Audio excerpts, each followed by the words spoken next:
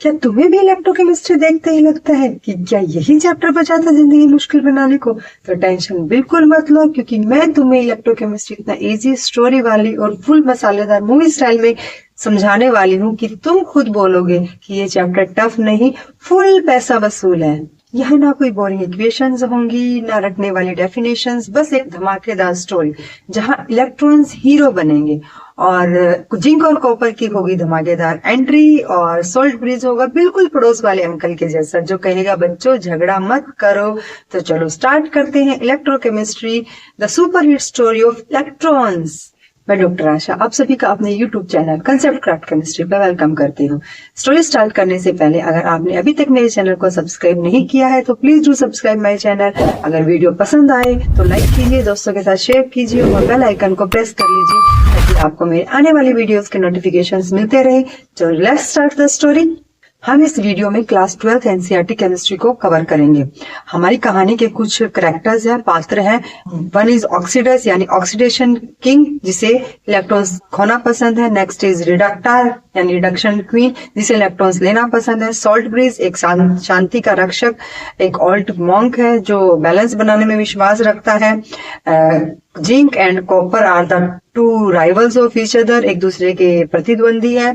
And volt master एक ऐसा ruler है जो मेजर करता है कि how strong the cell is, यानी सेल की ताकत मापने वाला राजा। And iron army the invisible soldiers जो यहाँ से वहां मूव करते रहते हैं। Scene first, the great electron war begins. Chemistry की धरती पर दो बड़े राज्य थे। ऑक्सीडस किंगडम, जहां लोगों को इलेक्ट्रॉन्स खोना पसंद था, उन्हें विश्वास था कि अगर हम इलेक्ट्रॉन्स खोएंगे तो स्ट्रॉन्ग बनेंगे। एक था रिडक्टस किंगडम, जहां लोगों को इलेक्ट्रॉन्स लेना पसंद था, उन्हें लगता था कि अगर हम इलेक्ट्रॉन्स लेंगे तो हम स्ट्रॉन्ग बनेंगे। बट इलेक्ट्रॉन्स लिमिटेड थे, जब एक राज्य इलेक्ट्रॉन्स खोता था तो दूसरा राज्य इलेक्ट्रॉन्स ले लेता था। यही give and take relation is called the redox, the combined story of oxidation and reduction. Scene second, the birth of electrochemical cell. एक दिन जिंक वैरियर ने घोषणा की कि मैं 2 इलेक्ट्रॉन्स इजिली दे सकता हूं, और वो 2 इलेक्ट्रॉन्स दौड़ते दौड़ते कॉपर प्रिंस के पास पहुंचे और कॉपर प्रिंस ने उन्हें ले लिया। यहीं से बर्थ हुआ गैल्वेनिक सेल का।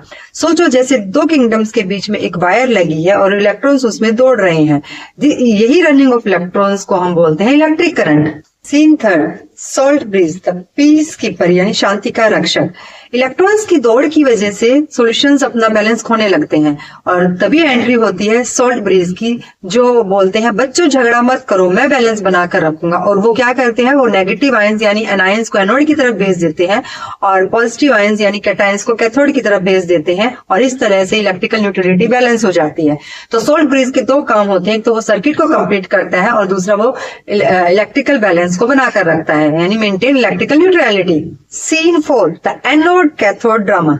ड्रामा हॉल में दोनों के बीच में मिसअंडरस्टैंडिंग क्रिएट हो जाती है। एनोड कहता है मैं पॉजिटिव हूँ, I am positive, but cathode कहता है नो आई एम पॉजिटिव। वो दोनों आपस में लड़ने लगते हैं जब तक कि वोल्ट मास्टर नहीं आ जाते। जैसे ही वोल्ट मास्टर आते हैं वो डिक्लेयर करते हैं कि गैल्वेनिक सेल में एनोड नेगेटिव रहेगा क्योंकि यहाँ एनायंस होंगे, ऑक्सीडेशन होगा, और कैथोड पॉजिटिव होगा और यहाँ रिडक्शन होगा। बट इन इलेक्ट्रोलिटिक सेल उल्टा हो जाएगा, एनायंस पॉजिटिव हो जाएगा क्योंकि ये पॉजिटिव टर्मिनल से जुड़ेगा और कैटायन नेगेटिव हो जाएगा क्योंकि ये नेगेटिव टर्मिनल से जुड़ेगा, और इस तरह से दोनों के बीच का जो मिसअंडरस्टैंडिंग था वो क्लियर हो गया। Fifth, EMF the power of the cell. Voltmeter ने वॉर की स्ट्रेंथ मापने के लिए एक डिवाइस बनाया, ईएमएफ, जो इक्वल होता है standard electrode potential of electrochemical cell, जो इक्वल होता है standard electrode potential of cathode minus standard electrode potential of anode. अगर इसकी वैल्यू पॉजिटिव आती है इट मीन्स वॉर आपका नेचुरल चलेगा, यानी galvanic cell, no external force is required. अगर आपकी स्टैंडर्ड इलेक्ट्रोड पोटेंशियल की वैल्यू नेगेटिव आती है इट मीन्स ये नेचुरल नहीं रहा, इसमें एक्सटर्नल फोर्स की जरूरत पड़ेगी, तो ये एक इलेक्ट्रोलिटिक सेल बन जाएगा। Scene 6, Nernst equation, the royal law. जब भी टेम्परेचर और कंसंट्रेशन में चेंज आता था तो उसकी वजह से रिएक्शंस में भी चेंज आता था, तो वोल्ट मास्टर ने एक रॉयल लॉ अनाउंस किया, that is called Nernst equation, E is equals to E not minus 0.0591 divided by n log of product divided by reactants. उसके बाद से हर किंगडम्स पे यही रूल राज करता था, यानी हर इलेक्ट्रोकेमिकल रिएक्शंस उसके बाद से नर्स्ट इक्वेशन के अकॉर्डिंग ही कंट्रोल होने लगी। सीन 7, कोरेजन। अभी किंगडम ये सोच रहा था कि अभी बिल्कुल शांति है, कोई लड़ाई झगड़ा नहीं चल रहा है, तो वो आराम से बैठा था, बट तभी अचानक से एक साइलेंट विलेन ने अटैक किया उनके आयरन सोल्जर्स पर और उनसे इलेक्ट्रॉन्स लेकर उसको रस्ट में कन्वर्ट कर दिया। ये एक स्लो इलेक्ट्रोकेमिकल चेंज था, बट किंगडम ने अपने आप को इससे प्रोटेक्ट किया through painting, oil grease, galvanization और cathodic protection. Now next comes the Faraday, the great mathematician. एक वाइज ओल्ड मैन जिनका नाम फैराडे था, उन्होंने 2 गोल्डन रूल्स दिए जिन्हें हम फैराडे रूल्स के नाम से जानते हैं। पहला रूल है mass deposited is equals to charge pass, कि जितना मास डिपॉजिट हुआ वो डायरेक्टली प्रोपोर्शनल है कितना चार्ज पास हुआ। एंड अनदर रूल है m is equals to E into Q divided by f, where E is equivalent weight, Q is charge and F is the Faraday constant. उन्होंने electrochemistry को mathematics में turn कर दिया। इस तरह से इलेक्ट्रोकेमिस्ट्री ने पूरी दुनिया ही बदल दी। Galvanic cell, electrolytic cell, Nernst equation, EMF, Faraday's rule, इन सब का यूज करके राज्य में रोशनी हो गई, मशीनें चलने लगी, फोन चार्ज होने लगे, और ये सब हुआ क्योंकि इलेक्ट्रॉन्स को चलना बहुत पसंद है।